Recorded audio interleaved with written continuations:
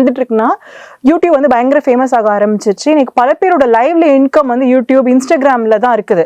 So லைவ்ல income போகும்போது அவங்க வந்து ஒவ்வொருத்தவங்களுக்கும் தெரிஞ்சதா எக்ஸ்போஷர் பண்ணுவாங்க. சில பேருக்கு டான்ஸ் ஆட தெரியும், சில பேருக்கு பாட்டு பாட தெரியும், சில பேர் வந்து யூடியூப் இன்ஃப்ளூயன்ஸா இருப்பாங்க, விளாக் போடுவாங்க. அவங்களுக்கு தெரிஞ்சதை அவங்க என்ன பண்ண முடியும்னா அதை போடுறாங்க. அதுக்கான பேசிக் இன்கமா நமக்கு இப்போ மாறிடுச்சு. இப்போ வந்து என்னன்னு பாத்தீங்கன்னா இதை வந்து மிஸ்யூஸ் பண்ண ஆரம்பிச்சிட்டாங்க. இப்போ இந்த 2 பொண்ணுங்களும் வந்து போஸ்ட் பண்ணி லைக் பண்ணதுனால என்ன ஆகும் அப்படின்னு பாத்தீங்கன்னா இது ரொம்ப சென்சேஷனலா மாறிடுச்சு. அதனால வந்து இந்த ஆக்ட் ரைட் ஆர் ராங் அப்படிங்கிறது வந்து குவெஸ்டினா ஃபார்ம் ஆக ஆரம்பிச்சிச்சு. ஆல் ஓவர் த இந்தியா வந்து பயங்கர ப்ரொட்டஸ்ட் நடந்த 2012 பாத்தீங்கன்னா பயங்கர protest all over the India. இந்த ஆக்ட் நீங்க எடுத்தே ஆகணும்னு சொல்லிட்டு. அப்படிங்கும்போது 21 இயர் ஓல்டு ஸ்ரேயா சிங்கல் வந்து என்ன பண்ணிருப்பாங்கன்னா இந்த பப்ளிக் இன்ட்ரெஸ்ட் லிட்டிகேஷனா இந்த கேஸை வந்து உங்களுக்கு ஃபைல் பண்ணிருப்பாங்க. பப்ளிக் இன்ட்ரெஸ்ட் லிட்டிகேஷனா ஃபைல் பண்ணதுக்கு அப்புறம் 2015ல வந்து சுப்ரீம் கோர்ட் வந்து இதை ஸ்ட்ரக் டவுன் பண்ணிருப்பாங்க.